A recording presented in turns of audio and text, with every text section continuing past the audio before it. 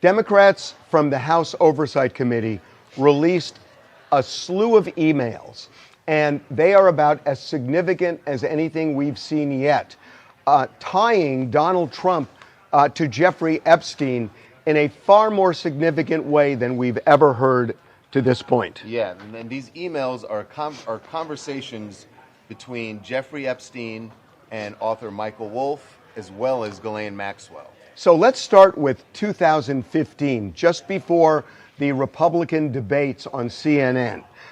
Michael Wolff, the author, told Jeffrey Epstein that he was concerned that they might Had heard, actually, that CNN would ask questions about Epstein to Donald Trump. Right, would ask Donald Trump about his relationship with Epstein, and Epstein responds to Michael Wolff's bringing that up, and Epstein says, if we could craft an answer, what should it be? Now listen to this. Which, by the way, we should say, makes it clear that Epstein is saying, if I could get information to Trump on how to respond to that question, what should it be? Well, if it were simply, if the truth was simply all he knew, he just knew and socialized with Epstein, you wouldn't be concerned about crafting an answer. Right. You craft an answer when there are things you don't want to say or shade or avoid. Now listen to this. Wolff sends back to Donald Trump this. This is a quote. No, Wolff sends back to Epstein, excuse me. Wolff sends back to Epstein. This is a quote. I think you should let him hang himself. If he says he hasn't been on the plane or to the house, then that gives you a valuable PR and political currency. Then he goes on to say this. If it really looks like he could win, you could save him, generating a debt. That is way more. The save him part is save him. Save him from what? That's the question. If it's just they socialized, you're not saving him from anything. Right. And then it gets into some of the victims. So, right. Because this is 2019, a January 2019 email. Epstein, again talking to Michael Wolff, says that, there's this whole thing. Donald Trump has said that he kicked Epstein out of Mar-a-Lago and Ghislaine because they were poaching young women from his spa. So Epstein says to Michael Wolff, Trump said he asked me to resign. Never a member, ever. Of course he knew about the girls as he asked Ghislaine to stop. And if you have any question about whether Ghislaine knew about the girls and whether Trump was involved with the girls, listen to this. This is an email that goes back to April of 2011. This is Epstein dropping Trump's name to Maxwell in an email. Here's what he said, quote, I want you to realize that dog that hasn't barked is Trump.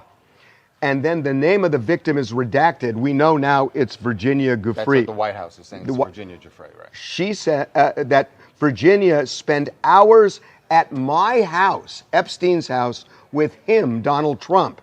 He has never once been mentioned. Police chief, etc. I'm 75% there. I don't know what that means. I don't know. The 75% there. But he's saying that Virginia spent time with Donald Trump, not at Mar-a-Lago, but at Epstein's house. Now, the White House has responded to these emails and said, Virginia, and this is true, Virginia Giuffre said that she had spent time with President Trump, but always said that he was nothing but kind and didn't suggest that there was anything criminal that he did. Right. But what's interesting is the email that I just read that Epstein sent Ghislaine about the dog that hasn't barked is Trump. Ghislaine responds, I have been thinking about that. So that's really, really interesting. Yes. Because clearly she's saying in that email, I have been thinking about that. I know what you just said to me about him spending time with Virginia at your house. I know about that. Why that's interesting is because Ghislaine Maxwell earlier this year had a very now infamous meeting with Deputy Attorney General Todd Blanche, where she said that she knew nothing about President Trump spending time with anyone who was underage. And right after she made that statement, she was transferred to this minimum security prison camp where she is now.